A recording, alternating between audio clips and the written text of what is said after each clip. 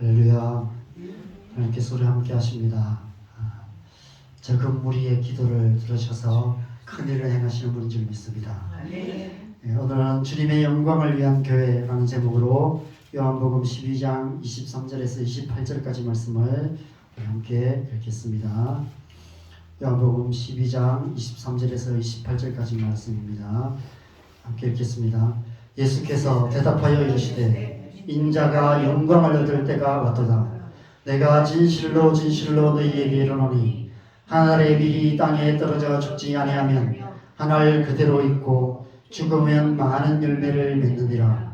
자기의 생명을 사랑하는 자는 잃어버릴 것이요 이 세상에서 자기의 생명을 미워하는 자는 영생하도록 보존하리라.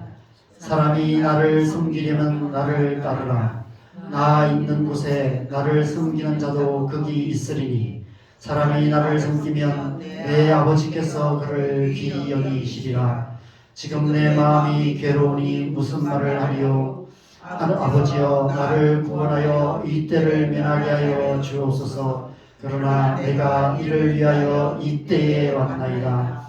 아버지여 아버지의 이름을 영광스럽게 하옵소서 하시니 이에 하늘에서 소리가 나서 이르되 내가 이미 영광스럽게 하였고 또다시 영광스럽게 하리라 하시니. 아멘. 오늘 2024년 마지막 주일 예배입니다. 저희가 2023년 1월 1일에 첫 예배를 드렸는데 벌써 만 2년이 되었습니다. 지난 2년의 시간을 돌아보면서 여러 가지로 복잡한 마음이 들었습니다. 지난 2년 동안 매주 모여서 이렇게 함께 예배했던 시간들이 저와 여러분에게 그리고 하나님 나라에 과연 어떤 의미가 있었을까 이런 질문도 있었고요. 계속해서 교회가 무엇일까? 교회를 향한 하나님의 뜻이 무엇일까? 하나님께서 우리 교회를 통해서 무엇을 하시기 원하실까? 이런 본질적인 질문을 하게 되었습니다. 우리가 지난주 요한복음 12장 1절에서 4절 말씀을 통해서 예수님을 둘러싼 네 사람의 모습을 통해 멀리서 어렴풋하게 보이는 교회의 윤곽을 함께 살펴보는 시간을 가졌습니다. 예수님께서 죽은 자 가운데서 다시 살리신 나사로가 있었습니다. 예수님을 위한 잔치에 열일을 하고 있는 마르다도 있었습니다. 예수님의 발에 향유를 붓고 있는 마리아의 모습도 보았습니다. 그리고 예수님을 잡아줄 가룟 유다도 거기에 있었습니다. 교회는 이런 사람들의 모임입니다. 교회에는 나사로, 마르다, 마리아 같은 사람들만 있는 것이 아니라 가룟 유다 같은 사람도 있습니다. 예수님을 팔아서 자기 유익을 구하는 그런 사람들도 있습니다. 다른 목적, 어떤 불순한 동기를 가지고 교회를 오는 사람들도 있습니다. 그래서 교회가 세상으로부터 손가락질을 당하기도 합니다. 더 중요한 것은 우리의 신앙의 모습이 이런 모습일 수 있다는 것입니다. 우리 안에 나사로 같은 모습도 있고요. 마르다 같은 모습도 있고 마리아 같은 모습도 있습니다. 그런데 우리 안에도 나 자신의 유익만을 생각하는 이기적인 가룟 유다 같은 그런 모습도 있다는 것입니다. 그런 모습들은 언제 나타나냐 하면 어떤 결정적인 순간에 나타나요. 평소에는 드러나지 않습니다. 다들 그냥 신앙생활 잘하는 것처럼 보입니다. 그런데 누군가 언젠가 교회 안에 또 이 나라와 이 민족 가운데 개인의 삶 속에 뭔가 큰 결정적인 순간이 옵니다. 어떤 때가 옵니다. 예수님께서 이 때를 위해서 왔다라고 말씀하시고 이제 때가 되었다라고 말씀하시는 이때, 이러한 때가 되면 십자가 앞에 서게 되면 어떤 삶의 결정적인 순간이 되면 우리의 어떠함이 드러나게 됩니다. 우리가 어떤 사람인지가 드러나게 됩니다. 우리 안에 가룟 유다 같은 모습들이 드러날 때가 있다는 것입니다. 그럼에도 불구하고 우리가 기억해야 할 사실이 있습니다. 그럼에도 불구하고 하나님께서 여전히 교회를 사랑하신다는 사실입니다. 그럼에도 불구하고 우리를 있는 모습 그대로 사랑하신다는 사실입니다. 우리 안에 있는 나사로 같은, 마르다 같은, 마리아 같은 모습만 사랑하시는 것이 아니라 우리 안에 있는 가룟 유다 같은 연약함까지도 예수님은 우리를 있는 모습 그대로 사랑하신다는 것입니다. 그런 우리의, 그런 연약한 우리, 그런 불완전한 교회를 통해서도 하나님께서 이 땅에 하나님의 뜻을 이루시며 하나님 나라를 이루어가고 계신다는 것입니다. 지난 2000년의 그 기독교의 역사는 그런 역사였습니다. 성도들이 잘 살아서 복음의 역사가 나타난 것이 아닙니다. 다들 힘들어하고 연약한 모습들, 때로는 가룟 유다 같은 모습들이 수없이 많이 드러났었습니다. 그래서 교회가 욕을 먹고 세상으로부터 손가락질 당하기도 하고 그랬던 시대들이 수없이 반복되었습니다. 그럼에도 불구하고 하나님께서 교회를 사랑하셨고 우리를 사랑하셔서 지금까지 하나님 나라의 역사를 이루어 오셨습니다. 우리 인생도 마찬가지죠.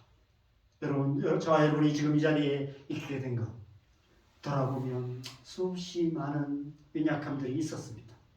그럼에도 불구하고 하나님께서 우리를 버리시지 아니하셨고 지금까지 사랑하셨고 끝까지 사랑하셔서 저와 여러분이 이 자리에 있는 줄 믿습니다.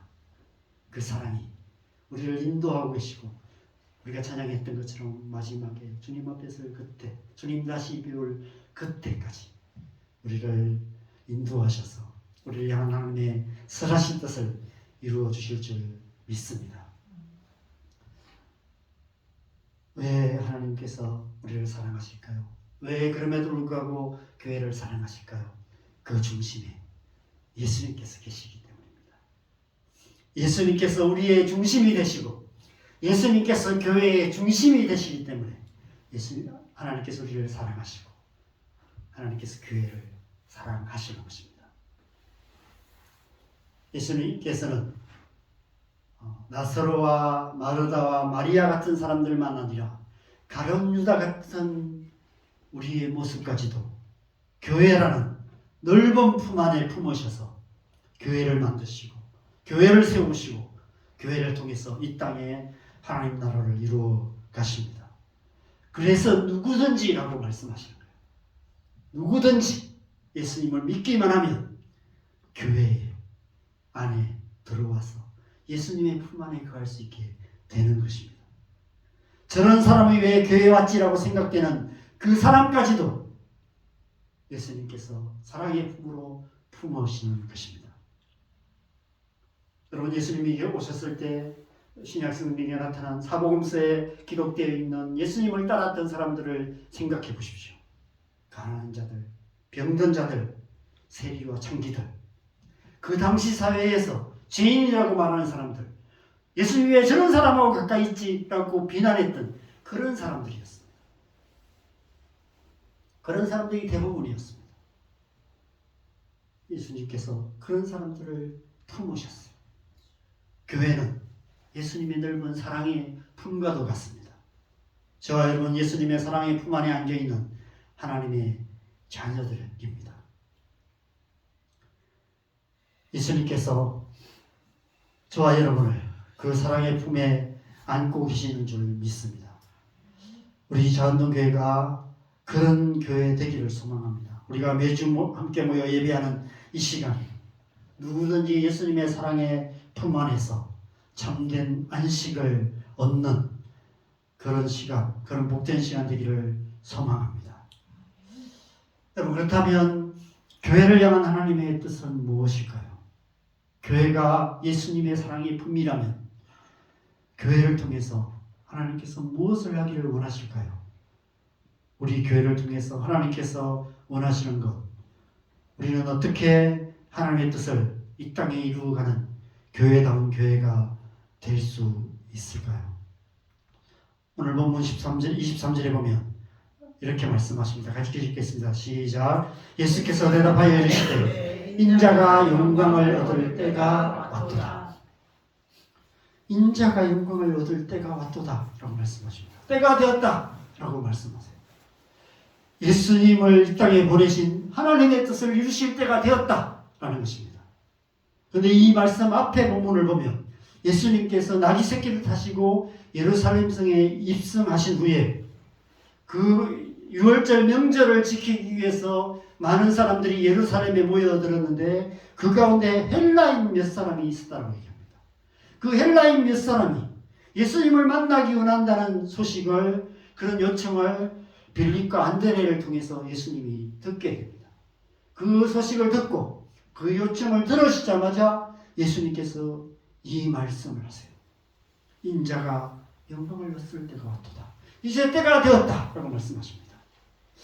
도대체 인자가 영광을 얻는다는 것이 어떤 의미이며 유대인이 아닌 헬라인, 이방인인 몇 사람이 예수님을 만나기 원하는 것이 도대체 어떤 의미였길래 예수님께서 이렇게 대답하셨을까요? 예수님의 명성이 유대인들을 넘어서서 헬라인들에게까지 알려진 것이 예수님께서 영광을 얻으시는 것이라는 그런 의미일까요? 우리 사는 이 세상이 말하는 사람의 영광은 그런 것입니다. 사람의 영광이 뭡니까? 사람의 영광.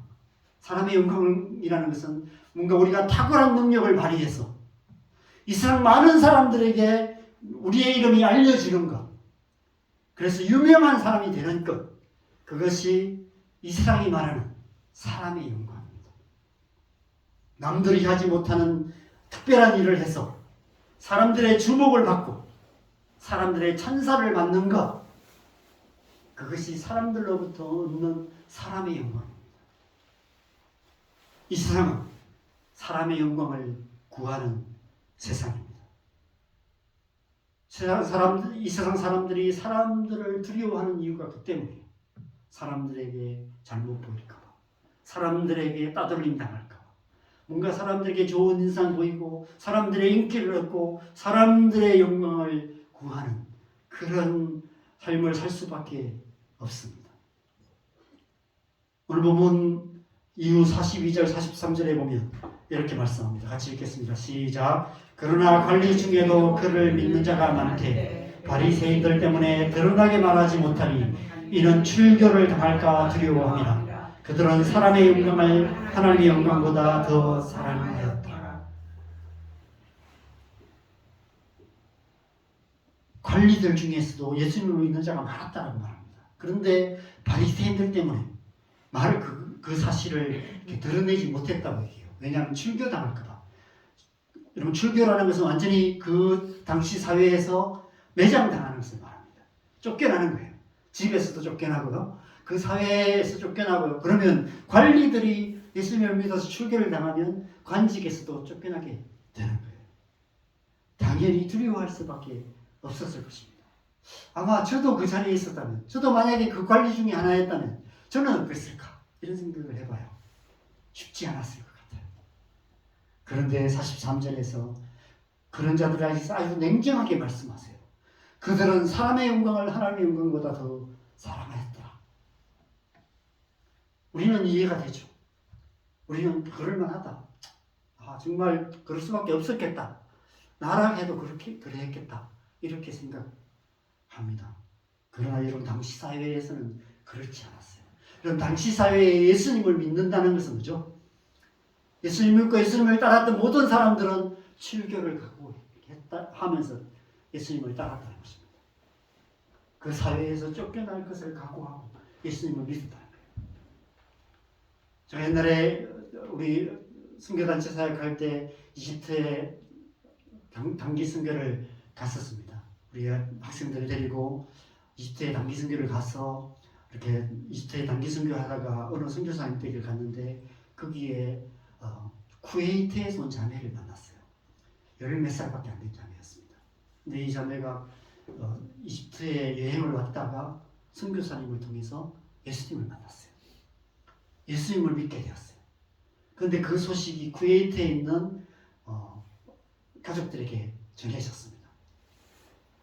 그래서 이슬람에서 기독교를 개종했다는 사실이 전해져서 집에를 못 가는 거예요. 가면 죽으니까. 가족들에게 쫓겨나거나 아니면 죽임을 당하니까 집으로 돌아갈 수가 없어서 선교사님의 보호를 받으면서 그렇게 그냥 거기 살고 있는 자매를 만났어요. 그래서 저는 그냥 말로만 들었습니다. 말로만 이슬람에서 기독교로 개종하면 쫓겨난다, 아니면 가족들이 죽일 수도 있다, 이런 얘기를 들었는데 실제로 그런 사람을 만났던 기억이 있습니다. 지금도 그런 일들이 일어나고 있습니다. 당시 유대 사회도 그런 사회였어요. 그런 사회에서 예수님을 믿고 예수님을 따른다는 것은 생명을 거는 것과 마찬가지였죠. 그래서 이렇게 냉정하게 말하는 거예요. 그들은 사람의 영광을 하나님의 영광보다 더 사랑해야 돼요.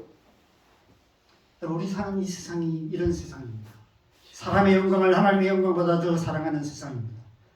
여러분, 사람의 영광을 얻기 위해서는 이 세상의 방식을 따를 수밖에 없어요. 이 세상의 방식이 무엇입니까? 치열하게 경쟁하는 방식이에요. 여러분, 이 세상 사람들이 치열하게 살아가는 이유가 바로 이 때문입니다. 다른 사람보다 더 뛰어난 능력을 발휘하여서 다른 사람보다 더 높은 자리를 차지해야 합니다. 사람들이 우러러보는 자리에 앉는 것이 사람의 영광을 얻는 길이기 때문입니다.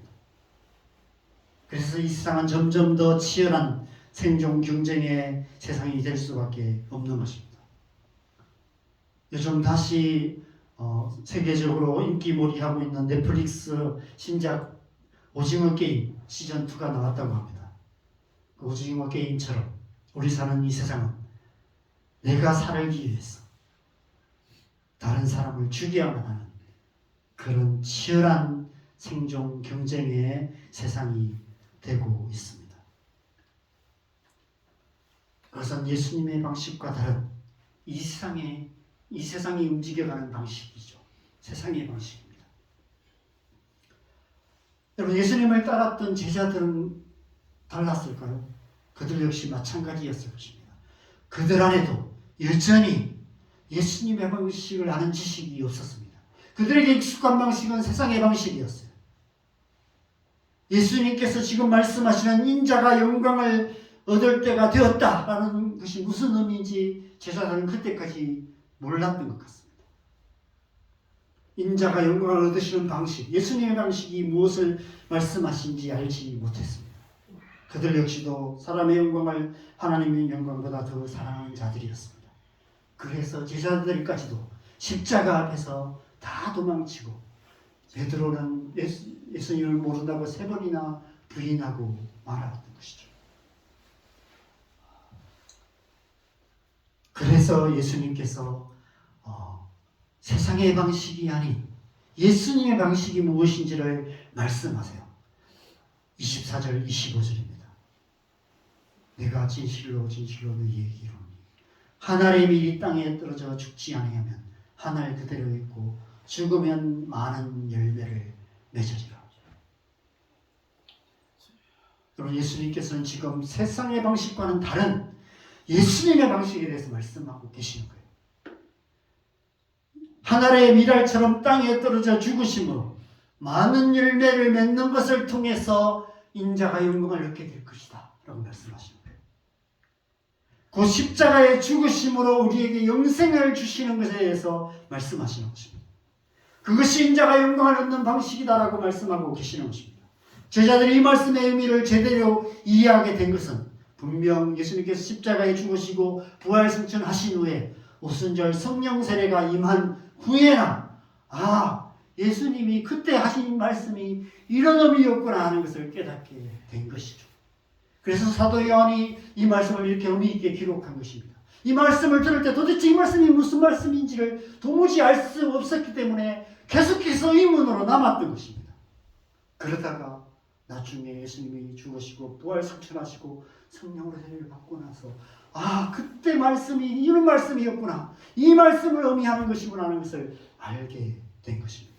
무엇보다도 예수 그리스도의 복음이 이방인에게 전해지고 사도 바울을 통해서 수많은 이방인들에게 전해지는 모습을 보면서 이때 사건, 헬라인이 찾아와서 예수님을 만나기 원한다는 이 말씀을 듣고 예수님이 인자가 영광을 얻을 때가 이때다라고 말씀하신 이 말씀의 진정한 의미가 무엇인지를 비로소 깨닫게 되었던 것입니다. 그래서 예수님께서 이 타이밍에 이 말씀을 하세요. 예수님을 찾아온 헬라인 몇 사람을 보시고 갑자기 인자가 영광을 받을 때가 되었다. 예수님께서 뭘 보셨을까요? 요한복음 4장에 보면 사마리아 우물가에서 예수님을 만난 여인이 물동이를 버려두고 마을로 달려가서 자기가 만난 예수님을 증거합니다. 그 여인의 증거를 듣고 사마리아인들이 예수님께로 나옵니다. 그 모습을 보시고 예수님께서 이렇게 말씀하세요. 요한복음 4장 35절 같이 읽겠습니다. 너희는 넉 달이 지나야 추수할 때가 이르겠다 하지 아니하느냐. 그러나 나는 너희에게 이르노니 너희 눈을 들어보라. 밭을 보라. 희어져 추수하게 되었도다. 사마리아인들이 나오는 모습을 보면서 이런 말씀을 하십니다. 그 모습 속에서 예수님께서는 제자들이 보지 못하는 하나님 나라의 열매들을 보셨어요. 이제 그 예수 그리스도의 복음이 예루살렘으로 시작해서 사마리아로 전해질 것에 대한 그 비전을 보신 것입니다. 오늘 본문도 마찬가지예요. 예수님을 찾아온 헬라인 몇 사람을 통해서 예수님께서는 장차 예수 그리스도의 복음이 이제 예루살렘으로부터 사마리아를 넘어서 온 유대와 땅끝까지 전파될 것에 대한 그 온 땅과 열방에 가득할 영생의 열매들을 보셨던 것입니다. 온 세상을 구원하시기 위해서 예수님을 이 땅에 보내신 하나님 아버지의 뜻이 온전히 이루어지게 될 것을 보셨던 것입니다. 사도행전 1장 8절에 오직 성령이 내게 임하시면 너희가 권능을 받고 예루살렘과 온 유대와 사마리아와 땅끝까지 이르러 내 증인이 되리라 하시니 바로 예루살렘과 온 유대와 사마리아와 땅끝까지 복음의 열매, 영생의 열매가 가득하게 되는 그날에 대한 비전, 하나님 나라의 비전을 보신 것입니다. 그 헬라인 몇 사람의 모습 속에서 지금 여기 우리가 함께 예배하고 있는 저와 여러분의 모습도 보셨고 지금 이 시간에도 온 땅과 열방에서 하나님을 예배하는 수많은 하나님의 백성들의 모습을 보셨습니다. 그리고 우리를 통해서 복음이 전해져서 우리의 다음 세대들 가운데 복음이 편만하게 되어서 온 땅과 열방에 가득하게 될 그 하나님 나라의 열매들을 예수님께서 보신 것이죠. 그래서 요한계시록 7장 9절 10절에 말씀하시는 이 비전이 이루어지는 것을 보셨을 것입니다. 우리 요한계시록 7장 9절 10절 같이 읽겠습니다. 이후에 내가 보니 각 나라와 족속과 백성과 방언에서 아무도 능히 셀 수 없는 큰 무리가 나와 흰 옷을 입고 손에 종려와 가지를 들고 보호자 앞과 어린 양 앞에 서서 큰 소리로 외쳐 이르되 구원하심이 보좌에 앉으신 우리 하나님과 어린 양에게 있도다 하니.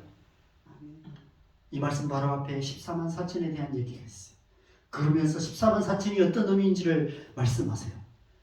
아무라도 능히 셀 수 없는 큰 무리, 셀 수 있는 14만 4천이 아니라 이단이 주장하는 그런 숫자가 아니라 각 나라와 족속과 백성과 방언에서 아무도 능히 셀 수 없는 큰 무리, 그 무리가 가득한 충만한 하나님 나라의 충만한 모습을 말씀하셔요. 이 일이 이루어질 것을 예수님께서 그때 보신 거예요. 그래서 인자가 영광을 얻을 때가 왔도다 라고 아주 담대하게 단호하게 선포하시며 하나님의 미랄의 비유를 하십니다. 그 비유를 하신 목적은 아마 우리가 이해하기 쉽게 하시기 위해서 그랬을 거예요. 제자들이 그래서 기억했던 것 같습니다. 사도 요한이 이 비유 때문에 이 말씀을 기억하지 않았을까 생각합니다.